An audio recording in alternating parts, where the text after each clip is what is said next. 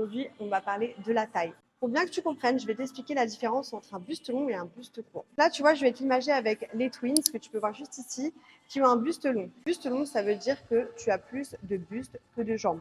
À l'inverse, le buste court, tu as plus de jambes que de buste. Maintenant, on va voir les différences au niveau de la morphologie et qu'est-ce que tu peux mettre en place comme exercice pour vraiment focus selon ta morphologie. C'est important justement de prendre en compte votre morphologie dans votre training. Le buste court, donc ta poitrine et ta taille sont très proches, ce qui peut donner l'illusion d'une taille marquée. Mais attention, car faire trop de crunch va avoir tendance à venir t'épaissir ta sangle abdominale. Le buste court, c'est mon cas. J'ai plus de jambes que de buste. Buste long, il y a plus d'espace entre la poitrine et la taille, ce qui a l'avantage d'allonger la silhouette. Oui, parce que la taille fine, ce n'est pas uniquement une question de gras, c'est bel et bien une question de morphologie, une question de structure des os et de taille des hanches. Je vais vous donner quelques petits conseils pour venir affiner votre taille si particulièrement comme moi, vous avez la taille plutôt courte. Déjà, on va bannir tout ce qui va être crunch. Ne surtout pas venir épaissir encore plus la taille. Il faut savoir que tu peux tricher grâce à tes quadriceps qui vont te donner une illusion d'optique. Je te montre juste en image, tu vas comprendre.